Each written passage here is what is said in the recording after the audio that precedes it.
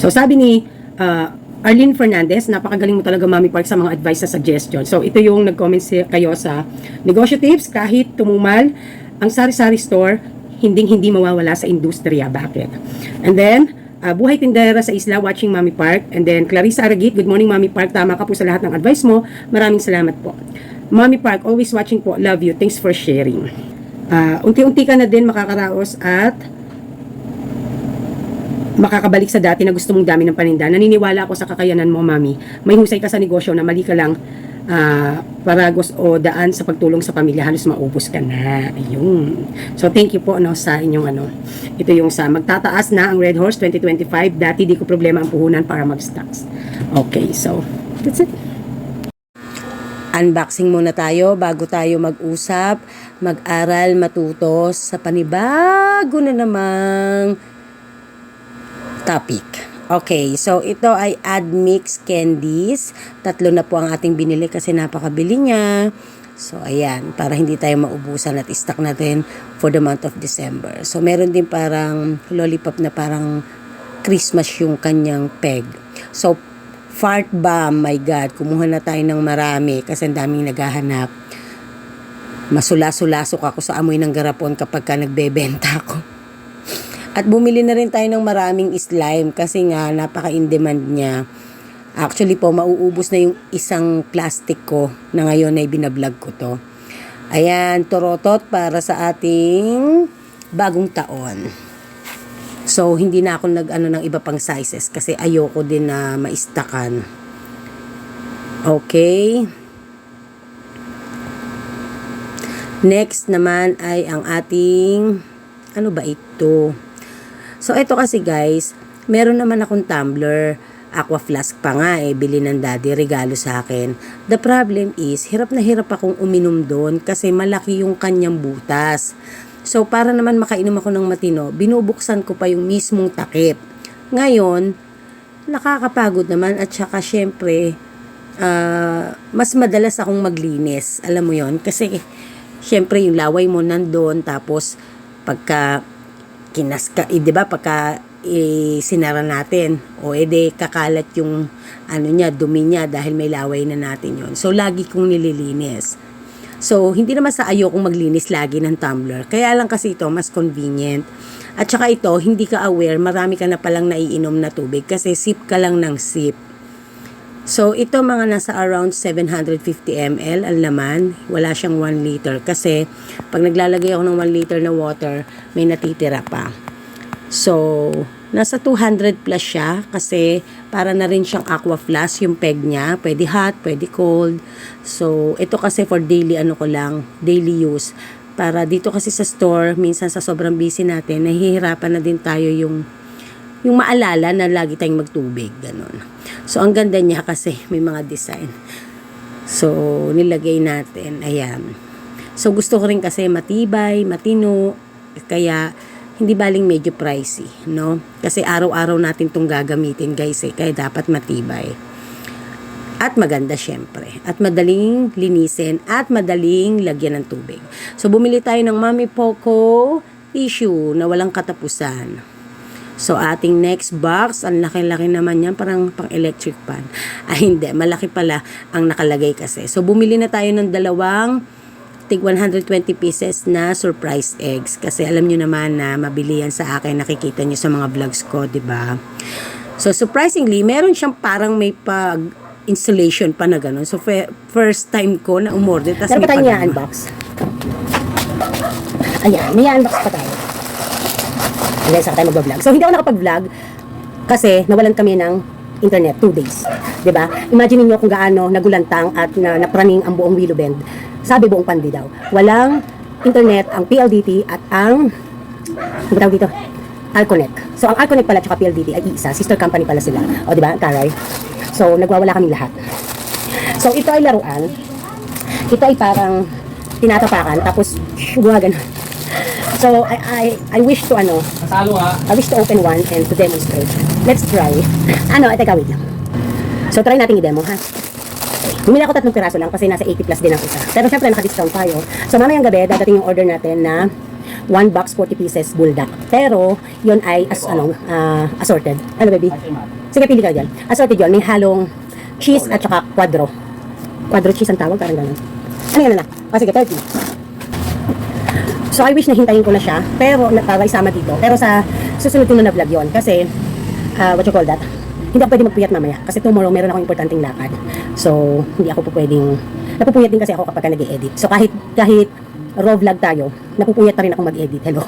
Kasi syempre, yung haba ng oras, as much as we can cut, yung hindi naman importanteng sinasabi, kinakat natin.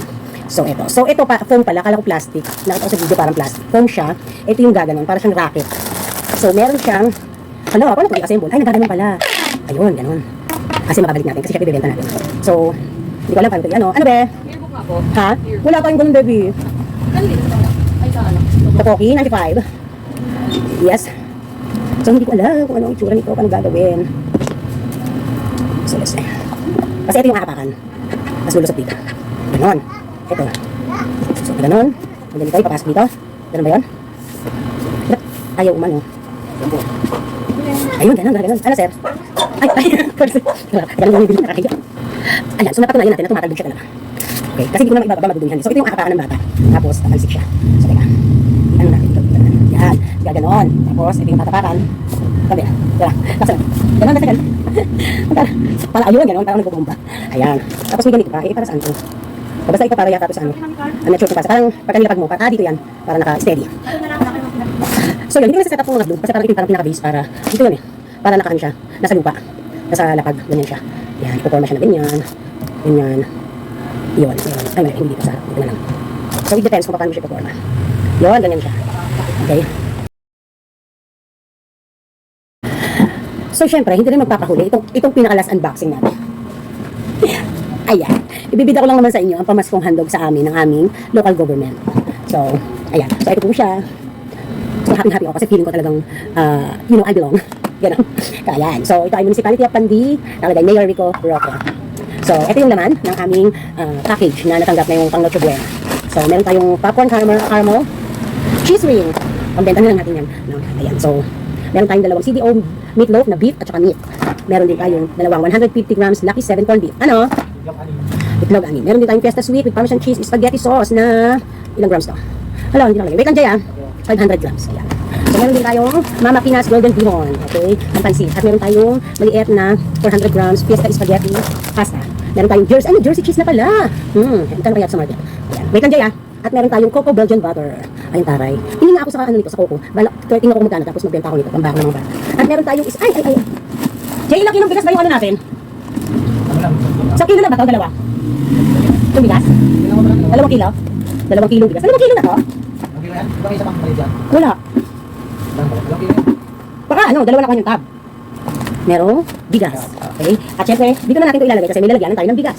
At may kasama din pa-picture ni Mayor. Ang pogi ni Mayor, ano? Dati ko pa ito crush. Crush ko yung mukha niya. Nauwi naman ako sa matanda. Uy, sarap. So, yan ang nilalaman ng ating pamaskong handog ng aming mayor dito, ng aming Municipality of Pandi. So, happy tayo kasi syempre, bilang nagbabayad ng tax sa ating bayan, syempre dapat meron tayo, we deserve it, diba? So, next year, renewan na naman akong, diba, ng business permit. Bigyan ko nga lang si Kuya Jason natin, ang ating bakery. Bibili ng itlog. Ayan guys, isinend ko lang sa aking isang cellphone kasi para mabasa ko, no? Kasi diyan ko nakita sa account ko na yan, yung post na ito. So, para maintindihan natin, isa-save ko muna para meron tayong babasahin. Okay. Let's do this. Okay. So, ito yung nabasa nating post. So, sabi, may isang wholesale may bumibili. Sige, pili lang kayo. Ayan guys, ang hirap, diba? Sige, pag-araw tayo nag-ano, may bumibili. Ayan guys, inabot din tayo ng gabi, no? Kasi talagang not at peace, no? Pagka tinuloy ko kanina, sobra. Kasi may sounds, may nag-videoke, ang daming, hassle, no? Pag-araw. So, ituloy natin. Okay, so, sabi ng isang vlogger sa Facebook, no, hindi ko na papangalanan, no. Pero I think papakita ko yung picture. I try, no. So, pero hindi na din siguro. O siguro papakita natin, pero hindi ko na papakita yung kanyang mukha. Okay. So, ang sabi niya, may isang wholesale store dito, lugar namin, na may tuturing mong pioneer. Bago pa nagkaroon ng ibang negosyo at dumami ang tao, sila na ang nauna.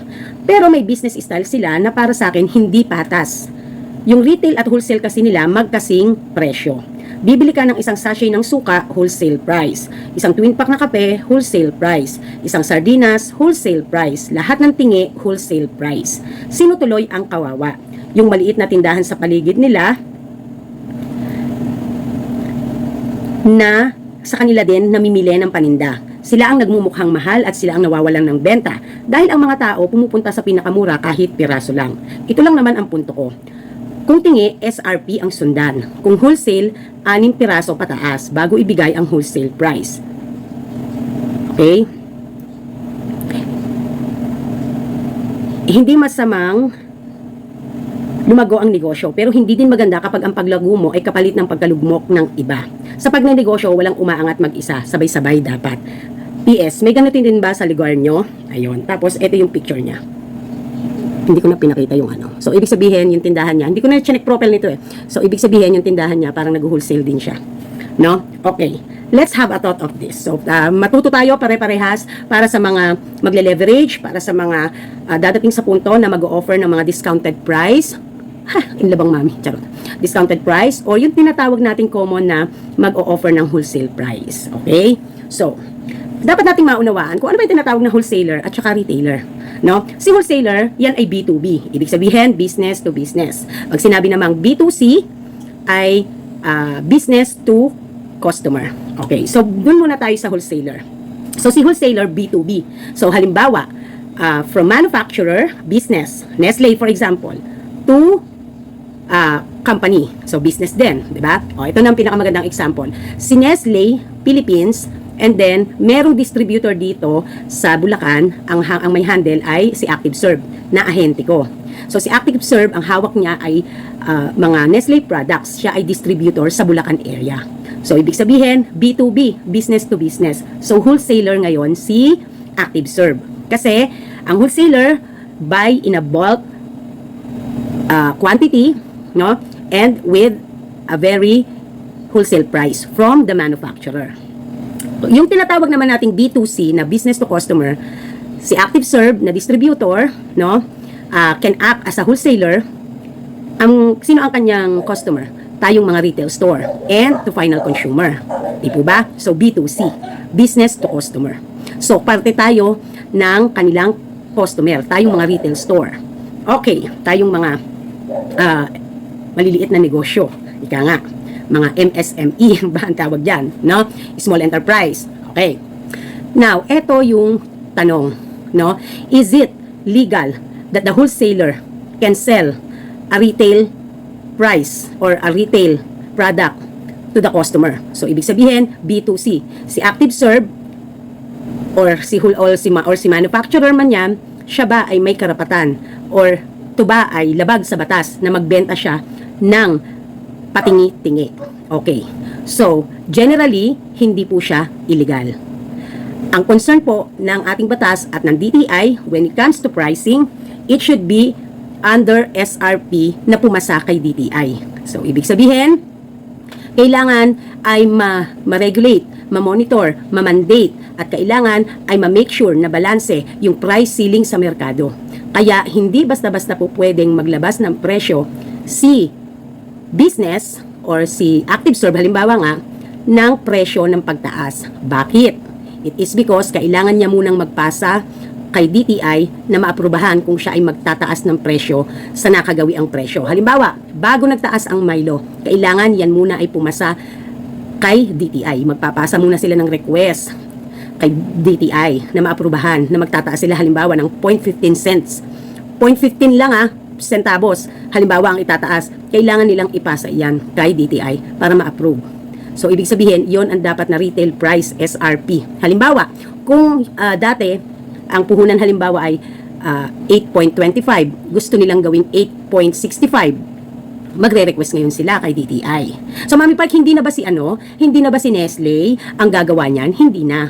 Kasi, ang magtataas na ng presyo ay si ActiveServe, si business na. Okay? So, paano ang magiging proseso? So, pag naaprubahan ni DTI, saka palang i-release yung desisyon. Saka palang yan sasabihin sa mga customer kami na, magtataas na sa ganitong panahon, sa ganitong date, ang Milo. So, hindi yan basta-basta sila mag-out ng product na hindi papasa ang presyo kung magtataas, hindi papasa kay DTI. So, naintindihan po ba? Okay. So, ang distributor can also act as an wholesaler. Kasi bulk silang umorder kay Nestle. Bulk order sila. So, they can also act as a wholesaler. But usually kasi sila yung parang pinaka-middleman. Sila yung channel ng isang manufacturer para ma-distribute ang mga produkto up to final consumer. So, naiintindihan? Okay. So, doon naman tayo sa retailer. No? Sino ba ang mga retailer? Sino yung mga tinatawag na nagtitingi? Okay. So, kung maano nyo, tayo yon mga sari-sari store. Si Osave, si Dali, si Pure Gold. Sino pa? Si supermarket, si Super 8, si Mega ba yan? Yung mga ano na yan, si Walter Mart Supermarket, no? Si ano ba tinatawag dito? Yung mga supermarket na mga kilala nyo. Mga retail industry yan, mga retail businesses yan, hindi yan mga wholesaler.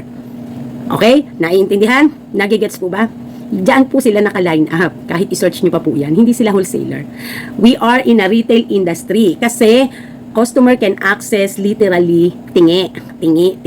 Okay, Mami Park. Hindi naman nagtitinda ng isang pirasong biskwit. Si Pure Gold, si Direct Way, si Massway, si Super 8, si Mega. Hindi naman nagtitinda ng tingi-tingi na biskwit yan. Isang balot. Yon ang retail nila. No? Yon ang base sa kanila ng retail. Kasi ang wholesale, bulk orders. Ibig sabihin, maaring tons yan, maaring boxes yan, no? Maaring 100 boxes yan. May bracket, no, para maging masabing wholesale ang datingan. So ito kasi yung usual na hindi naiintindihan ng maraming negosyante or ng mga tao na ang akala nila porket nag-o-offer ng isang balot na biskwit, hindi nagtitingi, wholesaler na ang isip nila. Wherein hindi po natin kasi naiintindihan na ang ating industry ay may mga nasa batas, lalo na sa BIR, may mga may mga may mga code ng business yan, ng industry. So, tayo pong lahat ay nasa tinatawag na retail industry. So, nagagets na, naintindihan na. Okay. Ngayon, balik tayo kay Poser. No? So, sabi ni Poser, yung business style daw ay parang hindi patas. So, saan dito hindi naging patas? So, kung binibenta niya nang sa inaakala nating wholesale price, wholesaler siya, and then binibenta din niya ng wholesale price kapag tingi, ay parang hindi patas. Dahil yung mga nagtitindahang maliliit ay sa kanya rin kumukuha, doon din bumibili. Tapos, paano nga naman mabibilan yon? Kasi siya na nga yung kinuhanan, tapos siya pa magbebenta ng mas mura, no?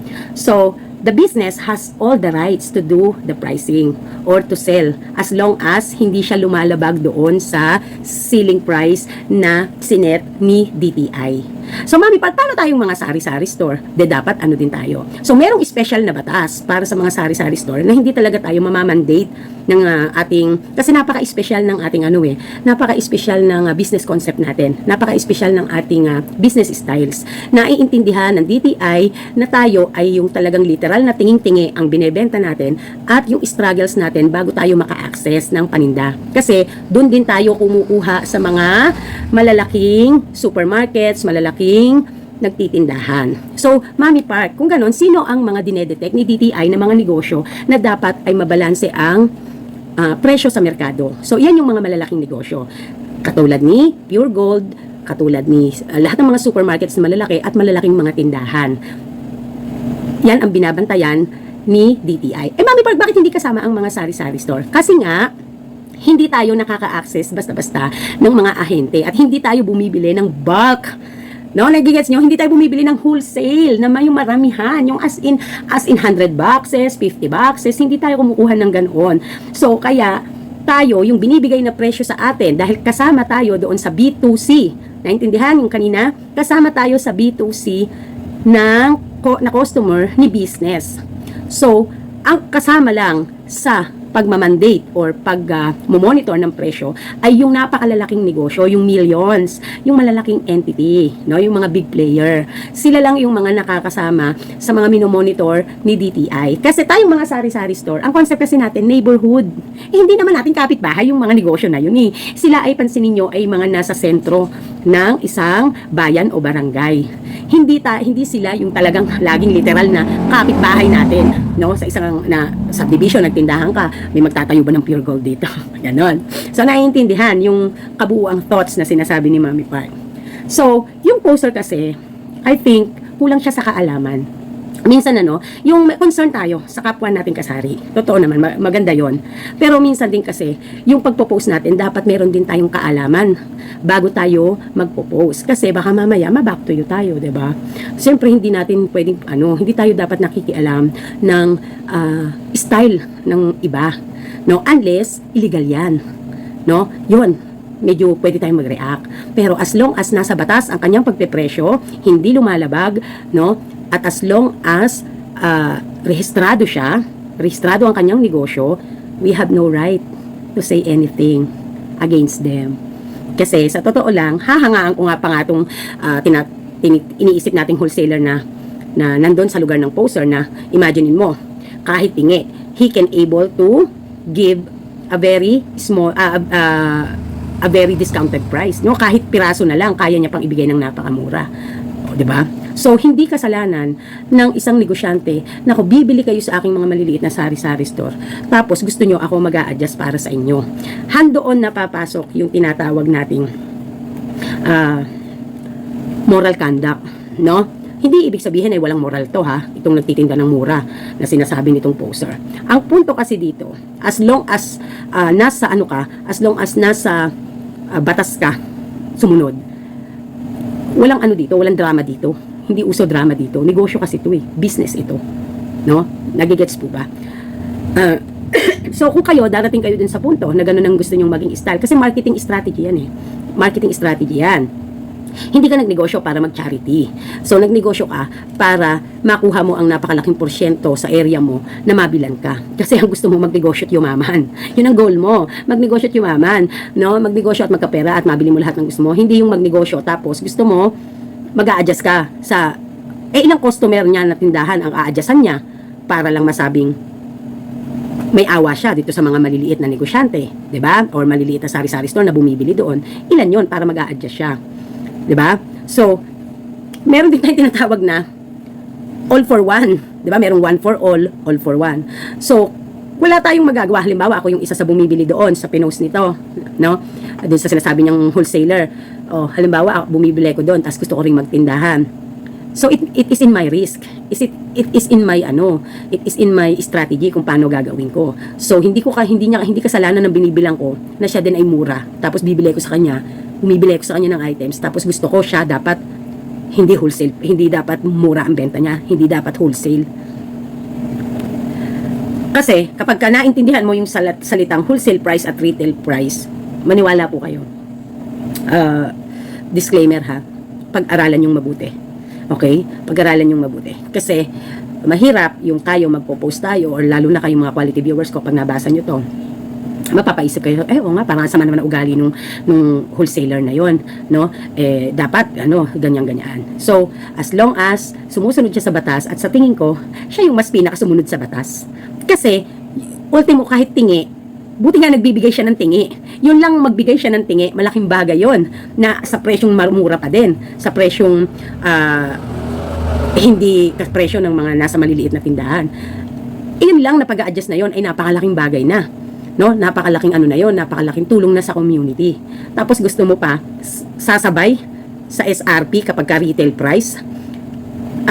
Eto, ako, kasi lagi kong it depends on the law and it depends on my right as a business owner. As long as hindi ko nilalabag yung batas, I have all the rights. Kahit magngangak pa kayong lahat dyan, nasa sa akin na lang yun kung susundin ko ang gusto nyo. No? So, kaya importante na yung tayo pag nasa negosyo, kauna-unahan yung emotions natin matibay. Dahil kapag hindi matibay ang emotions natin, na yung lagi tayong nakadepende doon sa datingan ay parang gusto na lang nating mag-charity, hindi talaga tayo aasenso. no? O ano ba nangyari sa, well, when it comes to personal matters, magkaiba naman, no? Pero pagdating doon sa business, dapat yung emotions mo, yung ano mo, strong, no? So, yun lang yung gusto kong i-ano sa inyo, no? Kasi syempre, tiyak na mababasa nyo to, no? Tapos yung sabi pa niya na, hindi daw maganda kapag ang paglago mo ay kapalit ng pagkalugmok ng iba. Pioneer siya, 'di ba? Sabi niya sa post, pioneer 'yon. So, ibig sabihin siya ang nauna. Paano niya sasabihin pagkalugmok ng iba? Kung tutuusin, kung pioneer 'yon, gumaya lang yung iba na magnegosyo. Hindi ko talaga maintindihan. Natawa talaga ako dito. Di ba? Gumaya lang yung iba. So, take the risk. Gumaya ka ng negosyo Take the risk. Di mo muna inaral, ba't gumaya ka? Tapos ngayon, bibili ka doon sa mababang wholesaler na yan. Tapos gusto mo i-demand na magsumunod ng presyo sa'yo. Diba? Common sense yun. Diyos ko Lord. Sabi ko, sa isip ko, alam mo nyo, yung minsan may mga negosyanteng, ano din mag-isip Alam nyo yung, hindi sa, Mami Park, parang ikaw, wala kang awa sa kapwa. Ha? Hindi yun. Pag pinag-usapan yung salitang negosyo, maiinis kayo talaga sa akin. Pagka inano ko yung aking palagay, maiinis kayo. Pero hindi ibig sabihin ay may nilabag ako, no? Walang nilalabag na karapatang pantao, walang nilalabag na batas, no? Tanging madrama lang talaga yung iba. Tulad nito, makapag-post lang, no? Hindi muna nakakaintindi. Pero kung yung pinost niya, hindi sumunod sa regulation when it comes to permits, business permits, tamang business permits, ayun, ay magreklamo siya. Pero yung pagdating sa price, wala siyang karapatan, no? So kaya ko to sinasabi para magkaroon tayo ng aral. Kasi kung dadating kayo dun sa panahon na ganun, na magiging magbebenta kayo ng mga balot-balot, no? Hindi kayo mag-offer din kayo ng mga balot-balot at mas mababa, no? Ay, ang thoughts kasi natin, kapag ka nagbenta kasi nga ng isang balot na biskuit, nagbebenta ng isang balot, nagbebenta ng pertay, akala natin wholesaler na. So, hindi yun ganun, no? Hindi yun basta wholesaler. So, hindi, dapat kasi noon pa, inano ko na tinakil ko na para nagkaroon na kayo ng pagkatutuwi, no? Na minsan, ang akala natin, wholesaler sila, hindi naman pala sila ang tinatawag na wholesaler. Kasi nasa industry din sila ng retailer. Okay, so may ma-share pa ako bago natin diretso tong pagmunihan yung mga himayin bawat yung line ng kanyang post. So, meron isa na akong ahente. So, marketing sila. And direct sila sa ano. So, syempre, sila din ay monitored by DTI. So, meron silang customer na hindi pala, distributor sila. Tapos, meron silang customer na marketing. No? Actually, malapit sa akin tong ano na to. Anyway, hindi ko na sasabihin ko ano pangalan ng business na yon. So, yung ahente ko, customer din nila yung isang malaking negosyo dito ng groceries. Then, na-found out nila na hindi sumusunod doon sa pa-SRP na utos. Binibenta nila ng mataas. So, example na natin, yung Argentina corned beef. So, it's like ang SRP ay dapat nasa around 55 point something lang ang pinakamataas. Kasi, yun ang dapat benta nila sa mga customer nila. Yun ang utos ng distributor doon sa tindahan na to. Pero binibenta nila ng 58 point something, minsan 60 pesos pa kapag isang piraso lang ang bibili ng customer. So, na-monitor yun.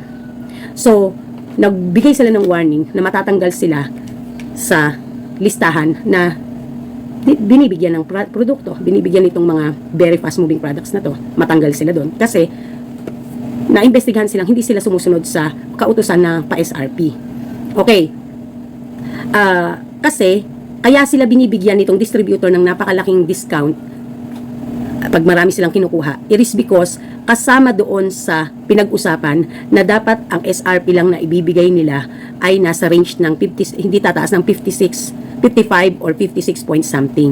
Pero binibenta nila ng 58 and 60 per piece. Pero ang dapat na usapan ay per piece 55 to 56 point something lang. Hanggang doon lang pinakamataas na yon. So, ibig sabihin, kasama sila doon sa nire-regulate ng DTI sa presyo. So, kaya kailangan sumunod sila. So, kaya dapat naiintindihan din po natin yung retail SRP at saka yung wholesale. Okay? So, additional information ko lang. So, kaya po, may mga malalaking negosyo na hindi sila po pwedeng tumaas ng presyo sa ganon dahil kaya sila inaprubahan na bigyan ng isang distributor, maging customer ng isang distributor, with the agreement of selling SRP price. Sila ang binigyan ng regulasyon sa SRP. Tapos, Ang customer nitong itong business na to, kasi under siya na ang kanyang business registration ay it's like marketing. So, dapat, yon ang mabili ng halimbawa ako na retail store at ng isang individual na customer na kahit final consumer na siya. Okay? Nagigets po ba? Naintindihan po ba? So, sa sari-sari store, hindi basta nare-regulate yung SRP. So, ibig sabihin, itong wholesaler na sinasabi ni Poser, na wholesaler daw yon, ibig sabihin, sumunod to sa SRP. Sumunod to. At hindi siya basta-basta po pwedeng hindi susunod kung ito ay merong agreement sa mga supplier niya na kailangan kapag nagbenta siya, ito lang dapat ang kanyang SRP. Ito lang yung pinakamataas niya dapat na SRP na pagbenta. Mapatingiman o mapa-wholesale man. Or isang balot man yan or isang tie or whatsoever pa ang volume niyan or quantity. So, naiintindihan po ba? So, ba kasi itong naging wholesaler lang na akala niya ang negosyo ay ganun-ganun lang. Marami pa siyang hindi naiintindihan at natututunan sa world of marketing, sa world of business. Di ba? So, yan yung picture niya. So, parang siya. Kasi ang thought natin, wholesaler yung mga ganyan, di ba? Pag nagtitinda ng ganyan. Hindi, retailer yan. Hindi yan wholesaler. Retailer din yan. Say, Dali, retailer yan. Retail. Kasi, we're selling, hindi naman bulk orders. Di ba? So, yun. Okay. So, sabi pa niya, sa pagnenegosyo, walang umaangat mag-isa, sabay-sabay dapat. Pag sabay-sabay kayong umangat, wala nang bibili sa inyo, wala nang tatangkilik sa inyo kung sabay-sabay kayong aangat, sabay-sabay kayong 'di ba? So ganun talaga sa mundo, may mababa, may mataas, 'di ba? Ang dapat kasi hindi kasalanan 'yun ng wholesaler na or yung tindahan na 'yon na mababa ang presyo niya. Tapos kasi kung tutuusin, yung mga maliliit nga ang gumaya nagtindahan din kayo 'di ba? Alam nyo na yung risk na mas mababa ang presyo nitong Pioneer. Ba't sumigi pa kayo, di ba? Hindi talaga kayo aahon. Hindi talaga kayo tataas. Ang lapit sa inyo ng ang lapit sa inyo ng wholesaler o yung, hindi kasi wholesaler yun, o yung tindahan na yun na nagbebenta ng murang paninda. Tapos magtitindahan kayo. Alam yung tingi doon, mas mababa pa sa tingin nyo, mga maliliit na tindahan. Ba't yung pinasok? Di ba? Ba't yung pinasok? Ang magiging edge nyo na lang, pag sarado siya, walang choice sa inyo bibili. Ganun talaga. Naintindihan itong poster na to talaga yung point. Nakapag-post lang. Alam mo yung parang pabiktim? Ito yung mga taong pabiktim ang dating No, akala mo may simpatya sa mga kapwa kasari nila? Hindi ganon, no? Huwag mong aanuhin yung business style ng isang negosyo, na kapwa mo rin parehas ang style ng negosyo, pero pioneer yun di ba? Imaginein mo nga, pioneer siya, Nagre-react ba siya na may mga umano? Maglabasan man kayo dyan, dumami man kayo dyan, eto presyo ko. Ngayon, sino tatagal? 'Di ba? Hindi rin price war yan. Hindi rin price war mo pwedeng na masasabi mo. Yun talaga ang presyuhan niya. Yun ang sinet niya. Kasi, yun ang style ng business niya. Yun ang gusto niyang mangyari. To avoid or to prevent na magkaroon ng mas maraming kalaban. Napakagandang strategy yun, 'di ba? Mami Park, parang walang awa, parang ayaw mong may umangat na nahandong ka sa area na may na may nagtitinda ng ganung kamure. Tapos titiradahan mo, magsasari-sari store ka din. Tapos gusto mo mag-adjust yung Pioneer na yon para sa'yo. Hindi siguro yun. Di ba? Hindi yun dahil sa walang awa o walang at gusto kayo yung mga nagsipaggaya. Di ba? Kayo mag-adjust. Ganun yun. Okay, kumuha sa kanya. Kumuha kayo sa mas mura pa sa kanya. Saka kayo magpresyo ng kapresyo niya. Para may laban, di ba? Ganun lang yun. Ngayon, kung dun lang din naman kayo kukuha sa kanya, tapos mas mababa pa siya ng benta kaysa sa inyo, ba't pinasok nyo pag nanegosyo? Alam nyo may big player sa paligid nyo. Babagsak talaga kayo. Di ba? Ganun lang. Ay, naku. Tapos, may ganito din ba sa lugar nyo? Ako, kung kaya ko lang kung kaya ko lang na panindigan yun. Actually, kung sarili ko tong pwesto, ganun ang gagawin ko. Talagang masisiyahan talaga ang buong subdivision sa akin. Dahil talagang sila ay bibigyan ko ng napakababang presyo kumpara sa presyuhan ko ngayon. But because umuupa ako, may mga expenses ako, hindi ko po pwedeng gawin yun. Di ba? Gagawin ko talaga yun. Ultimo maliliit na hindi ko sasabay ng retail price sa mga tindahan yan. Mami, papatayin mo naman yung mga nasa paligid mo, hindi ka naman pioneer dyan. Business style yun, strategy yun, marketing strategy yun. Matira, matibay. Ganun talaga. Diba? Ganun talaga ang ano, para magkaroon ka ng edge. Hindi din ako nakikipag-price war. Nagkataon lang, hindi rin ako basta makikipag-price war kasi wala naman ako pakialam sa mga paligid ko basta-basta eh. Ang ano ko, ang kailangan ko, ang masatisfy ko, customer. Kasi mas marami pa rin ang customer kaysa sa kakompetensya. 'Di ba? Ang ma-please customer, hindi kakompetensya. Dito papasok yung please your customer, not your competitor. Hoy, gising. Gising ka. Yan o, yan siya o. Post siya. Gising ka. Hindi ka nag-iisip. Kaloka. Ako nun, kaya ako nag-discounted price para dun sa mga customer na hindi lalabas na. So, hindi naman napakababa ng presyo ko. Set price ko, discounted lang para dun sa mga sari-sari store. Kasi, ang target ko dito, initiningnan ko yung needs, yung dilemma, kung anong mangyayari. Malayo, hassle, bibili lang ng 2-3 sigarilyong kaha, and na masahe, magkano ang pamasahe na abala, so takbo kay Mami Part. O, discounted price lang, pero hindi wholesale price. So, ganun lang kasimple yun. Mga mamis na mga kailangan lagi ng maraming sabon, dahil para maging regular customer ko sila. So, instead na mabibili nila ng 8 isa, halimbawa, 6 per tie, o ede 48, o instead na 48 nila mabibili nila sa akin ng around 45 pesos lang, 44, discounted price. But it's not called wholesale price, discounted in my set price, wholesale in my set price. Okay? So, naiintindihan po ba? Nagigets na po ba? So, kapag dumaan to sa wall nyo, sa feed nyo, okay, kung magko-comment kayo, you have to make sure na educate the poster lang. No, wag nyo siyang i-bash, educate na lang siya. Kasi, minsan nga, may mga ganito na mga negosyante na umangat-angat lang, umokay, gumanda, nag-share. Ito yung sinasabi ko sa inyong, kung quality viewer kayo, alam nyo yung may sense, yung may laman, yung dumaan sa tama ang pagpo-post, no?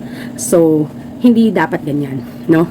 Dahil all in all, pioneer siya. Kung tutusin, ano lang kayo dyan, ano ba tawag doon? Mga hawa lang kayo dyan, mga singaw lang kayo dyan. Siya yung pioneer. Pero siya pa yung nakapagbigay ng mas mura na presyo para sa mamamayan. Tapos ibabash nyo. Tapos ibabash mo, be. Ibabash mo. Ha? Mag-isip ka nga. Ang pagsabihan mo, yung mga bumibili ng mga nagtitindahan, alam yung big player ang nasa paligid nyo, tapos sasaba kayo ng ganyan. Sino bibili sa inyo? Alam yung may nagtitinda ng tingi na napakamura. Bakit sumaba kayo, di ba? Babagsak talaga kayo dyan. O, hindi po pwedeng salitan sa pagnenegosyo, walang umaangat mag-isa.